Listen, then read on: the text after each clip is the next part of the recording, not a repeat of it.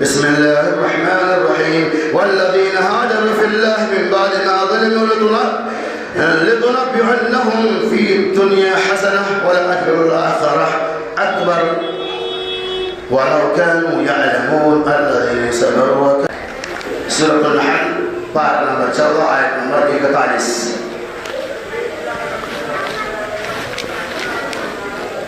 حدث رکھیے ہم لوگ ثنا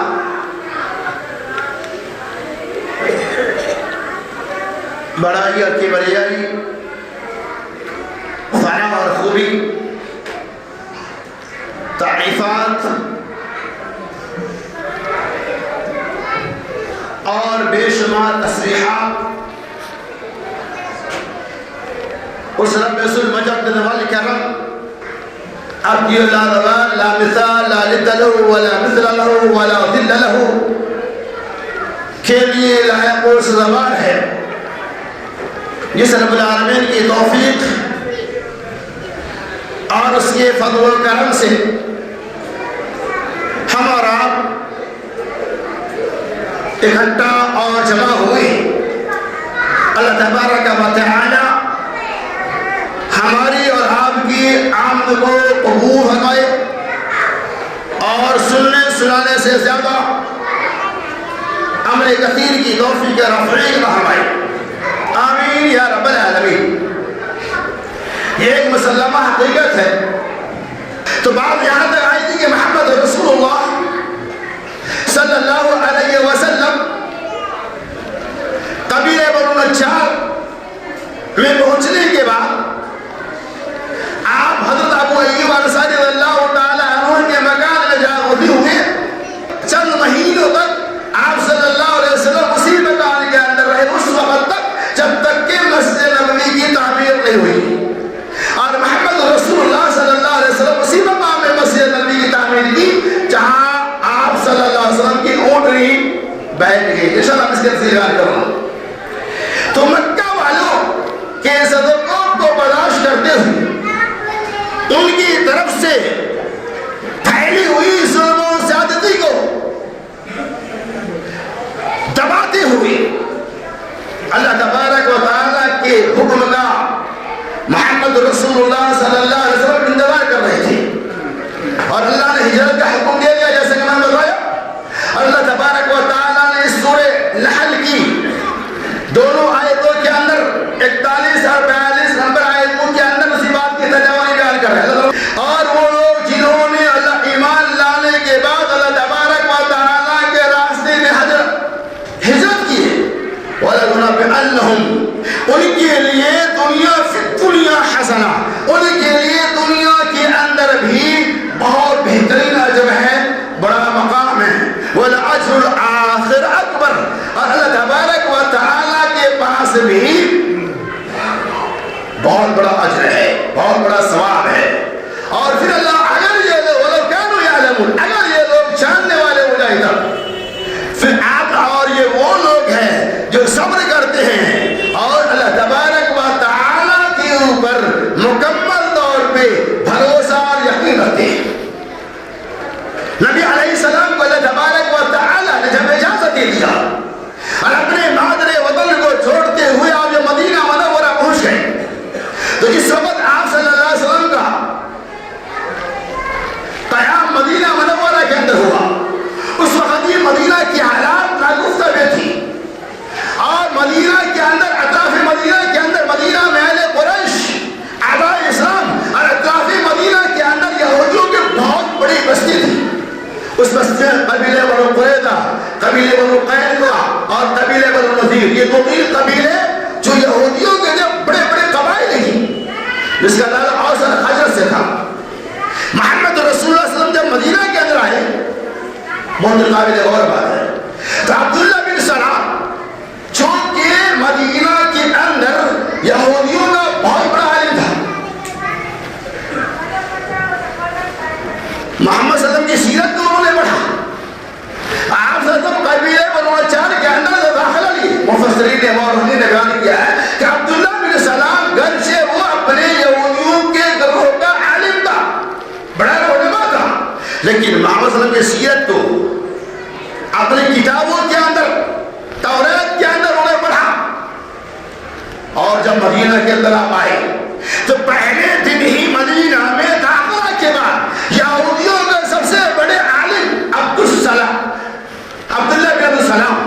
رضی اللہ تعالی عنہ ایمان لے آئے، ایمان میں داخلہ دی گئی تھی، اور انہوں نے نبی صلی اللہ علیہ وسلم سے یہ کہا کہ ابھی یہودی کا قافلہ جب آئے گا اور آپ میرے بارے میں سے پوچھو، میری خوب وہ تعریف تھی، وہ جان نہیں لگا پھر سے جان سے آنے لگے۔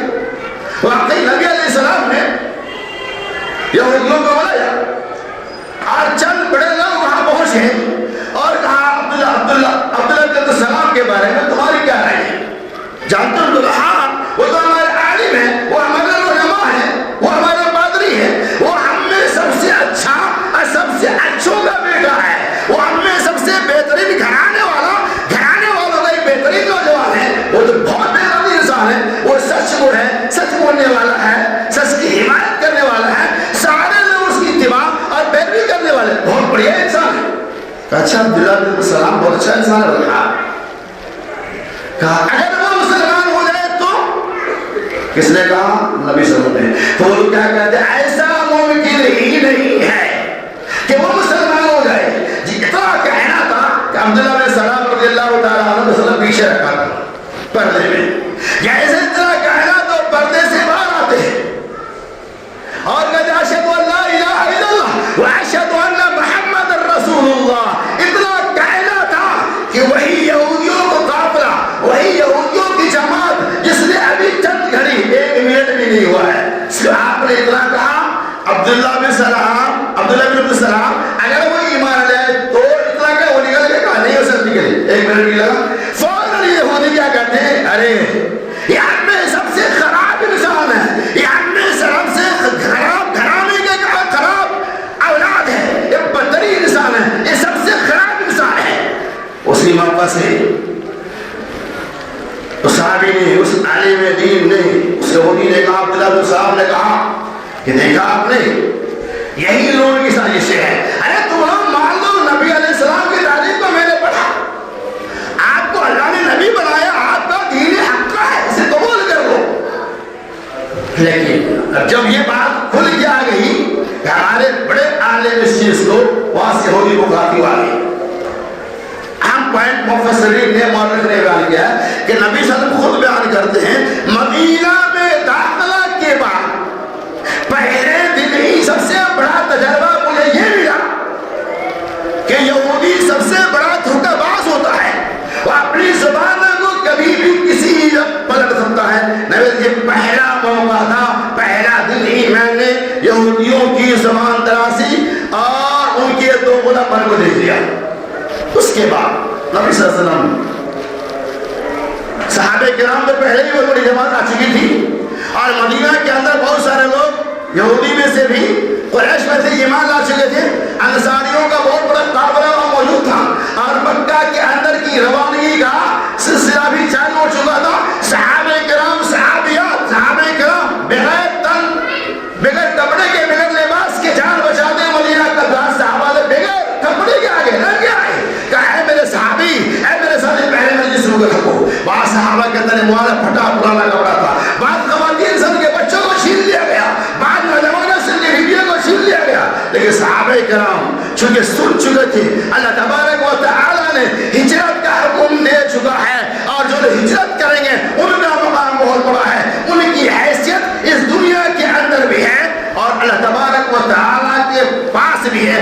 اس ثواب کو حاصل کرنے کے لیے صحابہ کرام اپنی سارے جائیداد کو، کوئی اپنے بیوی کو، کوئی اپنے بچے کو، کوئی اپنی ماں کو، سب کو چھوڑتے ہوئے طرح طرح مدینہ آ رہے ہیں، قافلہ جاری ہے۔ مکہ میں اس کی خبریں بھی مل رہی ہیں اور مدینہ کے اندر نبی علیہ السلام پہنچ گئے اور یہ معلوم ہجرت کا مقصد صرف یہ نہیں تھا کہ آپ اپنے ایمان کی عبادت کے خاطر اپنے شہر کو چھوڑ کر کہیں جا کر پرامن ماحول میں رہیں، یہ بھی مقصد تھا۔ صرف یہ نہیں، مقصد یہ بھی تھا کہ آپ اپنے شہر سے نکل کر کسی اور دوسرے شہر میں جا کر امن و امان کے ساتھ اسلام پہ عمل کریں اور وہاں نئے معاشرہ کی تشکیل کریں۔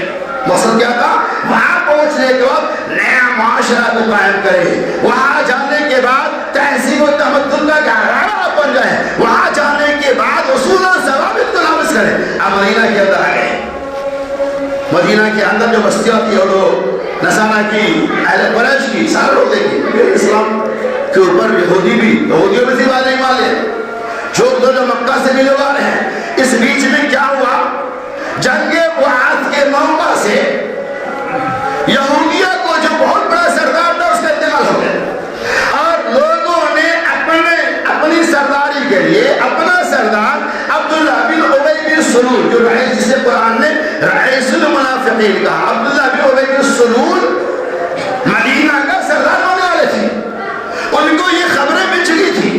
اسی بیچ محمد رسول اللہ صلی اللہ علیہ وسلم جلوہ افروز ہوئے اور آپ صلی اللہ علیہ وسلم نے ایک نئے معاشرے کی تشکیل کی۔ ابھی بات چل رہی تھی لیکن سردار بنائے نہیں گئے تھے۔ آپ صلی اللہ علیہ وسلم نے یہودیوں کو بنو قریظہ، قبیلہ بنو قینقاع، اوس، خزرج، سارے لوگوں کو اکٹھا کیے اور آپ نے اصول اور ضابطہ بنایا، پیارا اصول بنایا، ایک معاشرے کی تشکیل دی اور آپ نے کہا سنو، ہم سب انسان ہیں، ہم تمام لوگوں کی، چاہے اس کا تعلق یہودیوں سے ہو، چاہے اس کا تعلق مسلمانوں سے ہو، ہم سب مل کر ایک پلیٹ فارم پر آ جائے۔ نمبر 1 سب سے پہلے اس مدینہ کی حفاظت کی ذمہ داری ہم تمام لوگوں کی ہے۔ یعنی اس مدینہ پہ اگر کوئی اہل قریش یا کوئی مشرک باہر والا اگر حملہ کرے گا تو مسلمان بھی دفاع کرے گا اور یہودی بھی مل کر دفاع کرے گا۔ نمبر 2، مدینہ کے اندر اگر کسی کے ساتھ صلح کیا جائے گا، چاہے وہ مسلمان ہو یا یہودی، سارے لوگ مل کر اس کی حمایت کریں گے۔ اگر اس مدینہ کے اندر کوئی بیمار پڑ جائے تو اس کی عیادت کی ذمہ داری تمام لوگوں کی ہے۔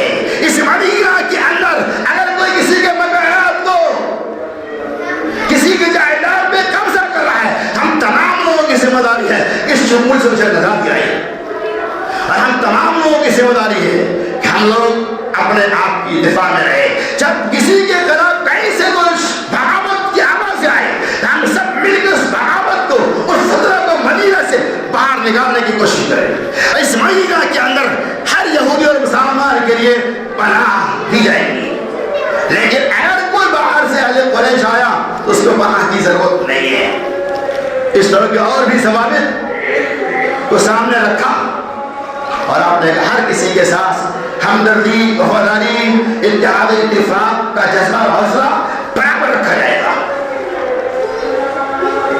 سارے لوگ تسلیم کر لی۔ اب مجموع یہودی عبداللہ رئیس عبداللہ بن ابی بن سلول کی حمایت کرنے والے تھے، ان میں سے بھی بہت بڑی جماعت نبی علیہ السلام کی اس تشکیل جدید میں شامل ہو گئے۔ مسلمان اس پہ دستخط کر دیا، ہمیں اس کے تیار ہے، ایک دم ہمارے شہر سے کون آئے گا؟ نبی علیہ السلام کو قائم کر دیا، سارے یہودی بھی ساتھ میں، بہت سارے لوگ اس کے اندر ایمان بھی لے آئے۔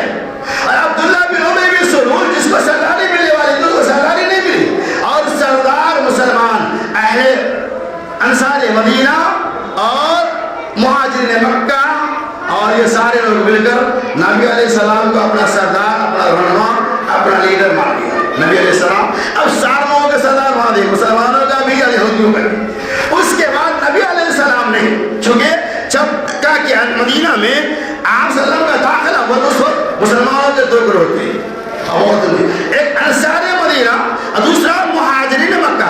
انصار مدینہ بہت غریب قسم کے لوگ تھے، کسان، مزدور، مزدوری کرنے والا، مطلب معمولی روز کمانے روز کھانے والے تھے۔ انصار مدینہ نے ان کا دل بہت بڑا تھا، اور مہاجرین مکہ جو لوگ اپنے گھر بار کو چھوڑ کر آئے تھے، نبی علیہ السلام نے انصار مدینہ اور مہاجرین مکہ کو اکٹھا کیا اور ایک فصیح و بڑی خطبہ دیا۔ آپ صلی اللہ علیہ وسلم نے کہا کہ اے انصار مدینہ، اے مہاجرین مکہ، کیا کہا آپ نے؟ سنو یہ انصاریوں، یہ مہاجرین مکہ جنہوں نے اپنے مادر وطن کو چھوڑ کر اسلام کے خاطر یہاں آیا ہے، کسی کوئی اپنے بھائی سے جدا ہو گیا، کوئی اپنے باپ سے جدا ہو گیا، کوئی اپنے بیوی سے جدا ہو گیا، کوئی اپنی جائیداد سے جدا ہو گیا، تنہے تنہا بے سہارا ایمان کی عبادت کی خاطر یہاں آ چکے ہیں۔ انصار مدینہ یہ تمہارا دینی بھائی ہے، یہ تمہارا اسلامی بھائی ہے، لہذا ان کے ساتھ ہمدردی سے پیش آؤ، ان کے ساتھ اچھا سلوک کرو، ان کے ساتھ اتحاد اتفاق کو قائم کرو، ان کو کھلاؤ پلاؤ، ان کی حفاظت کرو۔ یہ بے بس مسلمان ہیں، بے سہارا مسلمان ہیں، مہاجرین ہیں، جتنا زیادہ ہو سکے عمل کے تعاون کرو۔ نبی علیہ السلام کے طرح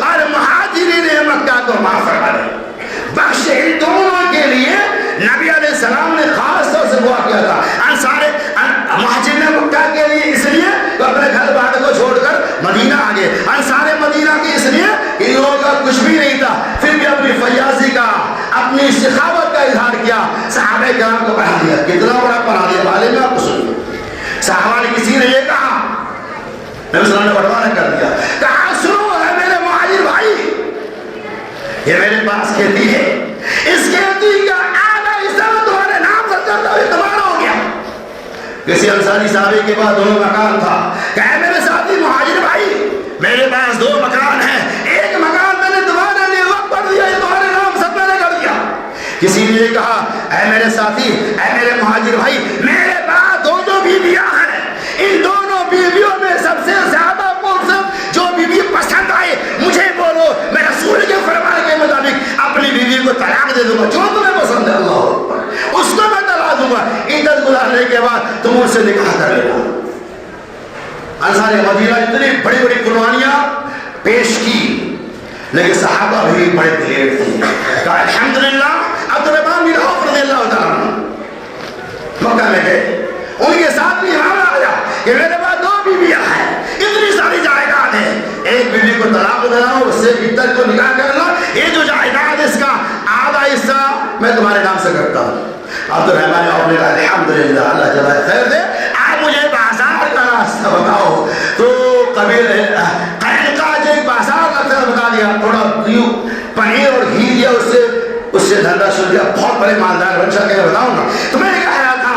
نبی علیہ السلام نے خطاب کیا، اس خطاب کا صحابہ پہ اتنا اثر پڑا کہ اپنی جائیداد بھی میں حصہ دینے کے تیار ہوئے، اپنی بیوی کو طلاق دینے کے تیار ہوئے۔ یہی ہمدردی، یہی وفاداری، یہی حوصلہ اہل مومن کے اندر، ایمان والوں کے اندر ہونا چاہیے کہ ہمارا پڑوسی، ہمارا بھائی اگر رات میں بھوکا سو رہا ہے تو ہم پیٹ بھر کے کیسے کھاتے ہیں، لہٰذا ہم اس کا بھی خیال کریں۔ یہ پیغام ہے اس واقع ہجرت کے اندر، سنانا مقصود نہیں، یہ چیزیں ہمیں ملتی ہے اس سے اپنے اسلامی بھائیوں کے ساتھ ہمدردی کریں۔ ہمارے معاشرے کے اندر ایسا بھائی تو نہیں ہے جو رات میں بھوکا سو رہا ہے، جو بیمار ہے لیکن تیمارداری علاج کے لیے پیسہ نہیں، جو محتاج ہے لیکن کسی کے سامنے ہاتھ نہیں پھیلاتا، ایسے لوگوں کو خبر کی نہیں کریے۔ فصیح بلی خطبہ نبی علیہ السلام نے دیا، اس کے معاملہ کیا ہے دیکھیے۔ اب نبی علیہ السلام کی طاقتیں مضبوط ہو رہی ہے، اس مدینہ سرزمین کے اندر چونکہ لوگ عبداللہ بن ابی بن سلول کو سردار بنانے والے تھے، نہیں بنانے کے اندر سے ان کو بغاوت تھی۔ مکہ کے اندر جب یہ خبریں مل رہی، مکہ والوں نے ایک لیٹر لکھا، کس کے نام؟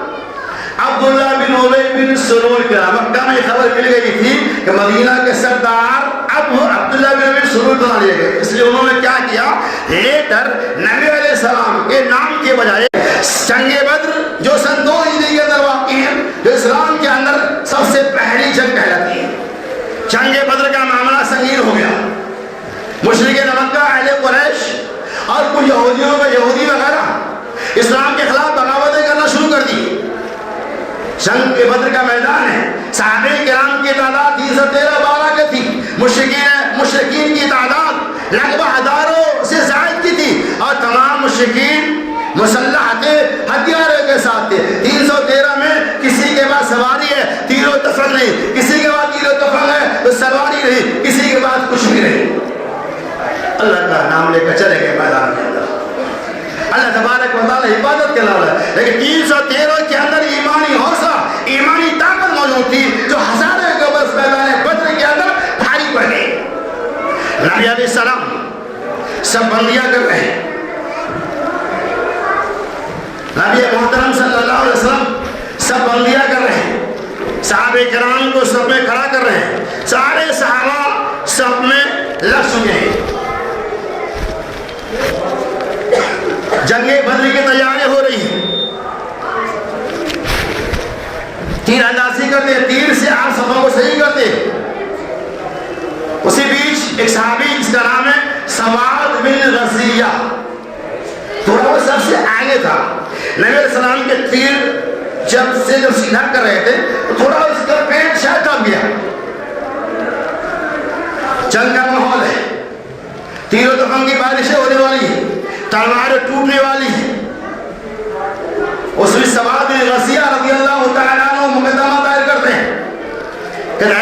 محمد صلی اللہ علیہ وسلم آپ کی تیر سے مجھے تکلیف پہنچی ہے، آپ کی تیر سے مجھے تکلیف ہوئی ہے، مجھے اس تکلیف کا بدلہ چاہیے۔ صحابہ کرام کا مجمع انگوش بدندہ ہو گئی، اعلیٰ اسلام کی تلواریں ٹوٹنے والی ہیں، اعلیٰ اسلام مکمل تیاریاں کر کے میدان میں آ چکے ہیں، جنگ کے لیے سب بندیاں ہو رہی ہیں۔ اس بھی سواد بن غسیہ رضی اللہ تعالیٰ کیس کر دیے کہ اے نبی محمد صلی اللہ علیہ وسلم، آپ کی تیر سے مجھے بہت تکلیف پہنچی ہے، پہلے مجھے اس کا بدلہ چاہیے، مجھے انصاف چاہیے۔ نبی علیہ السلام کا ٹھیک ایسے نبی تھے، یہ انصاف پر بادشاہ، میدان جنگ کے اندر بھی آپ نے انصاف کی عدالت کو ٹھکرایا نہیں۔ آپ کہہ سکتے تھے بدلہ بعد میں دیں گے۔ صحابہ کی آنکھیں باہر نکل رہی ہے، سواد بن غسیہ رضی اللہ عنہ دعویٰ کر دیے۔ نبی علیہ السلام اپنے کپڑے مبارک اٹھاتے ہیں، اپنے بدلے مبارک کو کھولتے ہیں اور کہتے ہیں اے سواد بن غسیہ تم میرا بدلہ بھی دے دو۔ سواد بن غسیہ رضی اللہ تعالیٰ عنہ کہتے ہیں جیسے ہی محمد رسول اللہ صلی اللہ علیہ وسلم نے اپنے بدلے مبارک کو کھولا، میں آپ کے بدلے مبارک سے سمٹ گیا اور میں بوسہ دینا شروع کر دیا، میں مضبوطی کے ساتھ پکڑ لیا۔ صحابہ کرام دنگ ہو گئے۔ نبی علیہ السلام کہتے ہیں اے میرے صحابہ، اے سواد بن غسیہ بتاؤ تم نے ایسا کیوں کیا، اس کام پہ تم کو کس نے ابھارا؟ وہ کہتے ہیں یا رسول اللہ صلی اللہ علیہ وسلم سامنے جنگ کا میدان ہے، میں بھی جنگ کے میدان میں جاؤں گا، میری آخری خواہش تھی کہ میں آپ کے بدلے مبارک کو بوسہ دے کر دنیا سے خوش کر جاؤں۔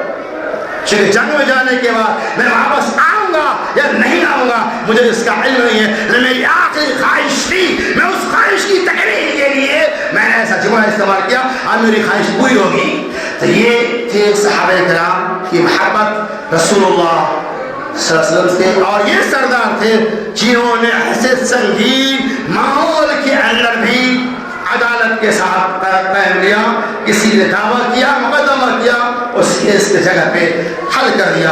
انشاءاللہ اس کے بعد کی جو کڑی ہے اس کی وضاحتیں اس کے بعد کے خطبہ جمعہ میں کیے جائیں گے۔ اللہ تبارک و تعالیٰ سے دعا ہو کہ اللہ تعالیٰ سننے سنانے سے زیادہ ہمیں اور آپ کو عمل کثیر کی توفیق عطا فرمائے۔ آمین۔ وآخر دعوانا ان الحمد للہ رب العالمین۔